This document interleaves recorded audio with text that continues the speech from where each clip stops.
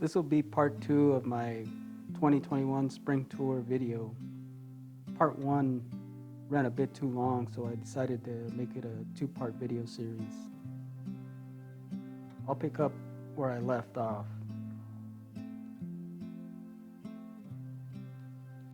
I'll start with my stone fruit trees. First up is this multi-grafted peach tree. This was the first of my stone fruit trees to come out of dormancy. It began to bloom early in the season, sometime around beginning of January. It started to put on a heavy crop shortly afterwards. I've already thinned it down, but I'm beginning to think I should have probably taken more off. But I'll leave these on, see how it goes.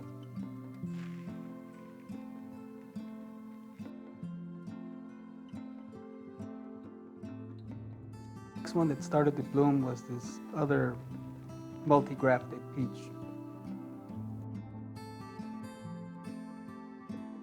It began to bloom in late January.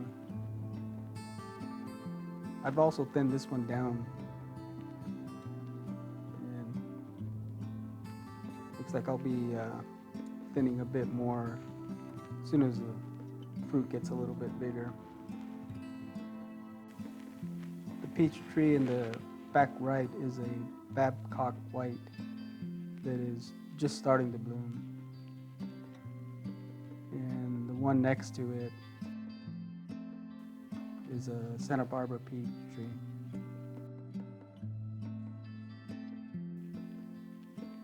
It still hasn't bloomed, but the buds have swelled and it shouldn't be too much longer before they bloom.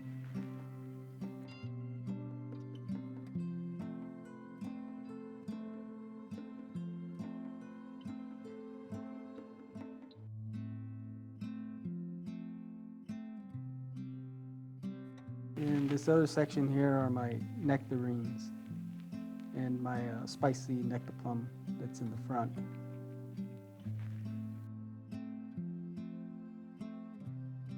Spicy has already started to set some fruit.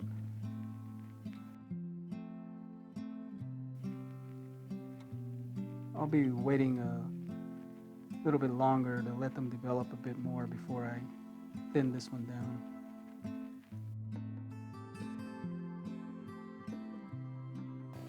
This nectarine in the back right is just starting to bloom. This one didn't do too good last season. Hopefully this season I'll be able to get some fruit off of it. And this other nectarine has not bloomed yet, but it too should be ready to flower soon.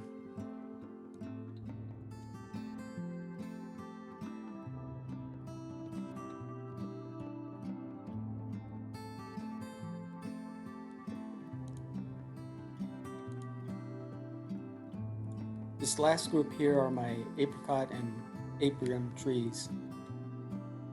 The one in the front is a cotton candy apium, which is a cross between an apricot and a plum. In the back, there's a Katy on the right and a Royal Blenheim on the left. There's just a few blooms off of these trees, with the exception, of course, of the Katy, which looks like it will be the last in this group to bloom, but it shouldn't be too far behind. The buds are fairly close to breaking. The Blenheim, on the other hand, has several blooms. The apium has a small amount of blooms, but there are several leaves on that have formed already.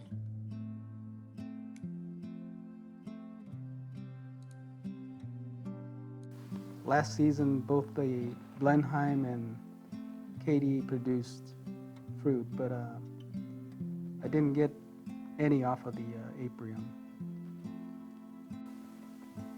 all of these stone fruit trees have been in the ground for just over a year. I'm hoping this season I'll get fruit off the apium. It's supposed to have excellent flavor, so I'm looking forward to giving them a try.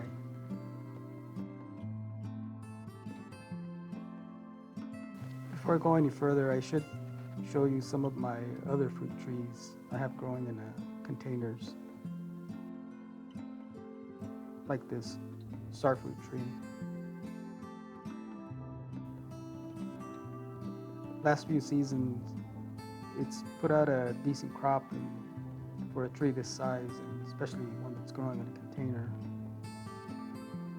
It's looking a little sad due to the cold weather, but it should bounce back now that it's starting to warm up.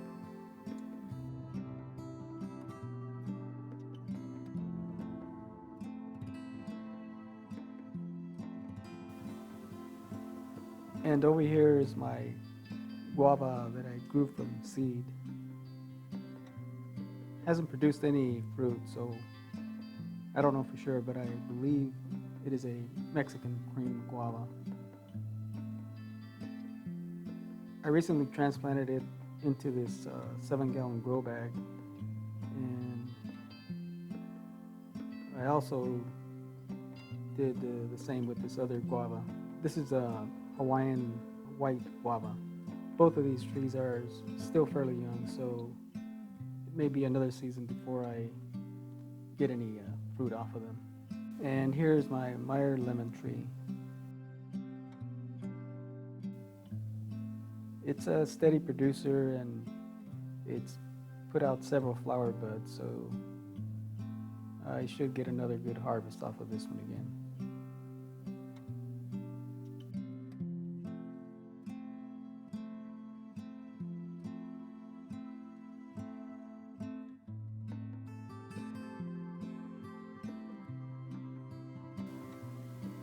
And over here is my Celeste fig tree. It's been growing in this container for close to 4 years now. It's also a steady producer. It's put on some really nice, healthy looking leaves, so I should get another good crop off of this one this season.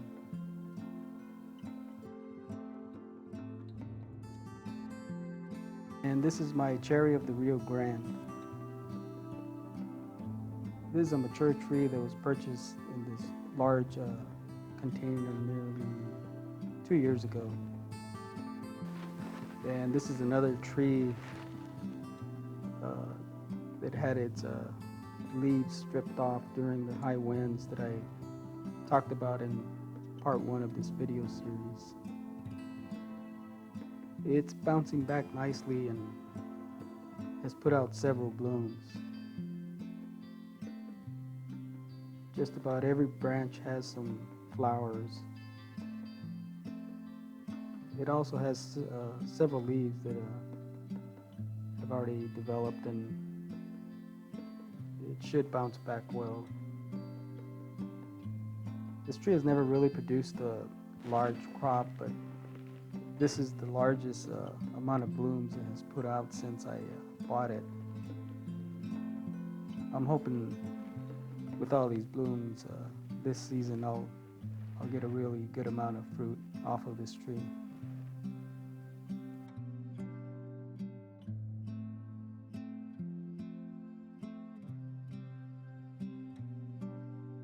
This is my Mexicola avocado.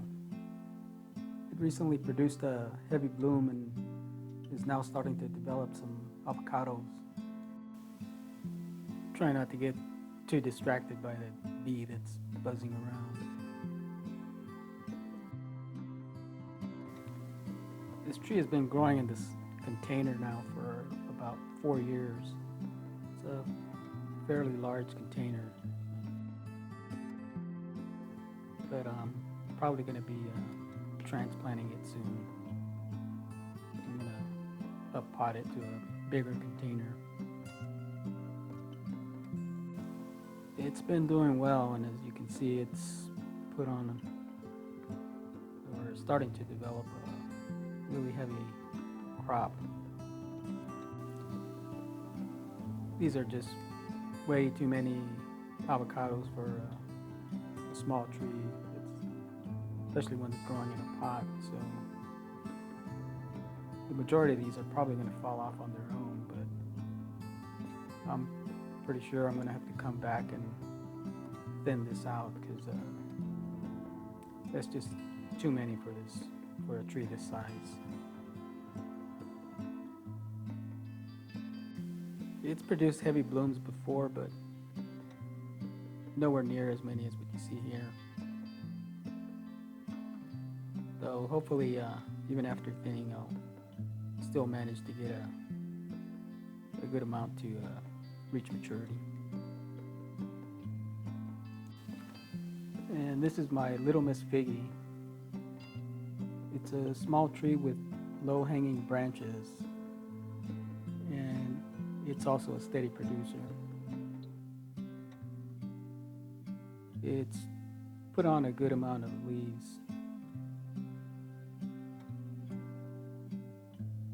I was gonna transplant it into this container that you see here just to keep those low branches off the ground, but I'm still undecided as to whether I should put it here in the ground or not. I may be planning something else here, I'm not sure yet, but we'll see what I do with this one.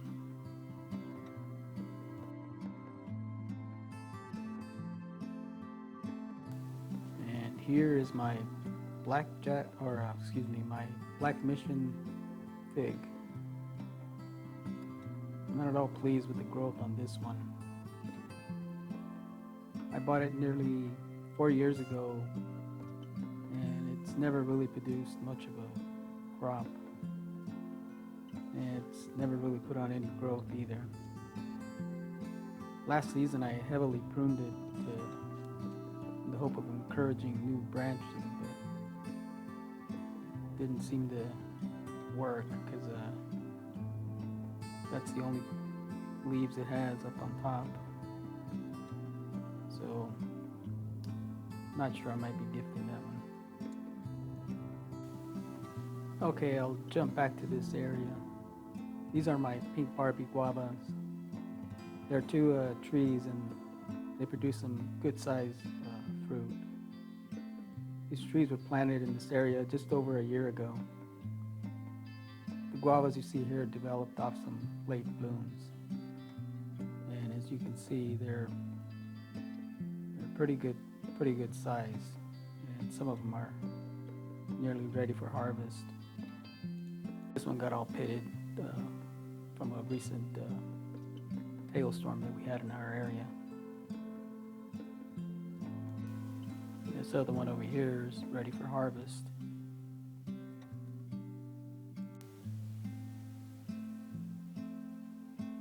And there's another one here on the ground that dropped off.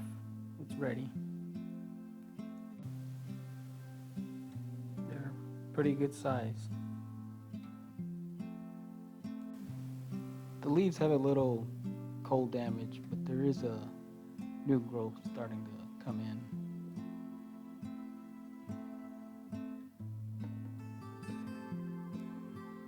And it looks like maybe some flower buds that are starting to develop.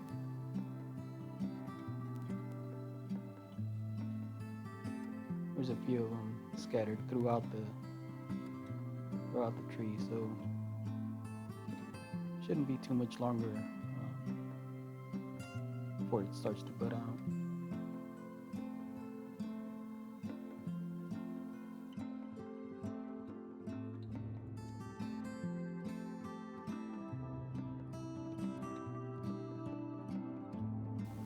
And over here next to the guavas is my espalier section. All of the trees in this section are citrus trees. These have all been in the ground for about a year. This first set over here I have a Eureka lemon on the right and a Cara Cara orange on the left. The lemon tree is doing really well, and it's putting out a good amount of new growth. The Cara Cara put out some heavy blooms last season, but only a few managed to reach a maturity. It's in bloom again, so hopefully I'll get a good set of fruit this season. There's some of them here that are already starting to develop. There's a few scattered throughout the tree.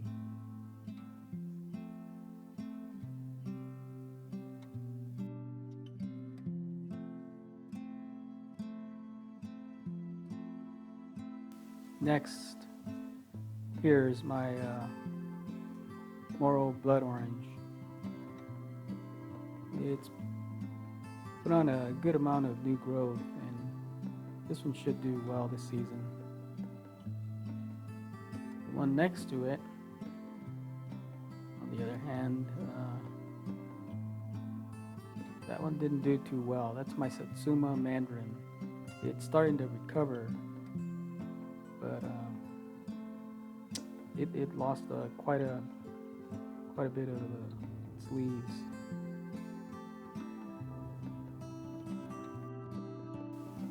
Just before planting this one in the ground, when it was still growing in a pot, it produced a bumper crop. Here's what it looked like back then. As you can see, most of the branches are loaded with fruit. I wound up harvesting nearly 100 mandarins off this relatively small tree that was growing in a container. I believe I may have allowed too many mandarins to mature for a tree that size with its roots restricted due to the fact that it was growing in a container. I wound up transplanting it into the ground shortly after picking off all the fruit. And that's when it started to lose all its leaves. I really thought I was gonna lose this tree. I didn't think it was gonna recover from the stress of being transplanted and also having set a really heavy fruit set. But now, as you can see, it looks like it's gonna be okay. It's put on quite a bit of new growth, and the leaves are looking pretty healthy. So I'm hoping it'll continue to do well. One thing I will be doing, if it does produce some flower buds, I'll be picking them off. I'm not gonna let it set any fruit this season. I'll wait till one more season before I let it do that. Now over to these trees over here. These are my grapefruit trees. That is an Oro Blanco on the left and a Rio Red grapefruit on the right. They're not looking as all that healthy, but they are starting to push out new growth. And you can see here the leaves are looking pretty healthy. Some of the newer leaves that are coming out now. They should be fine. Wish they put out a little bit more growth than what they have, but it's still early spring, so hopefully they'll do better as it warms up a little more. This is the other tree here. The leaves are looking healthy on this one as well. And that's an Oro Blanco grapefruit that's almost ready for picking.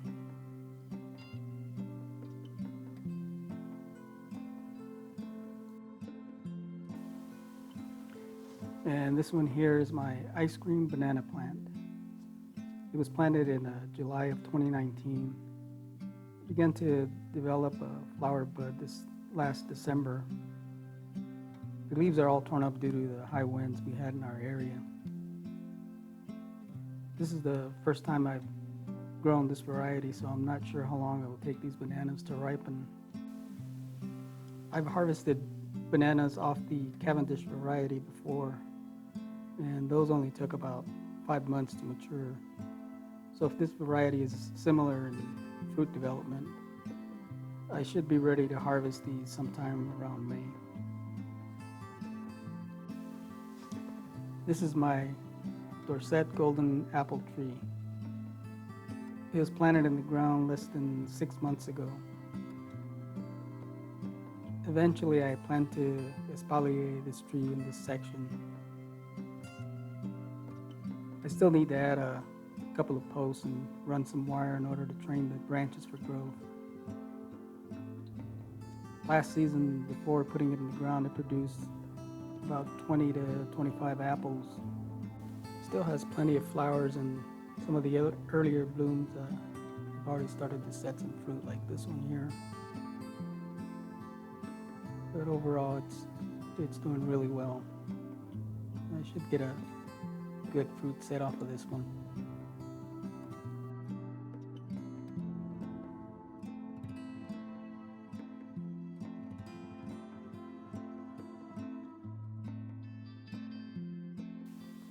These two here are my pear trees. That is a hood pear on the right and a pineapple pear on the left. These were planted about a year ago. Both are still dormant, but they should be waking up soon.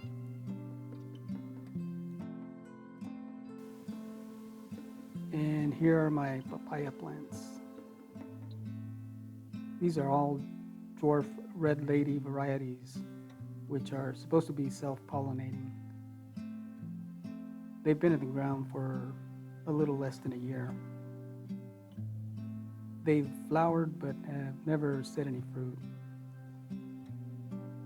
They lost several leaves during the winter months. They're still not looking too healthy, but they should do better as we get further into spring and it warms up more.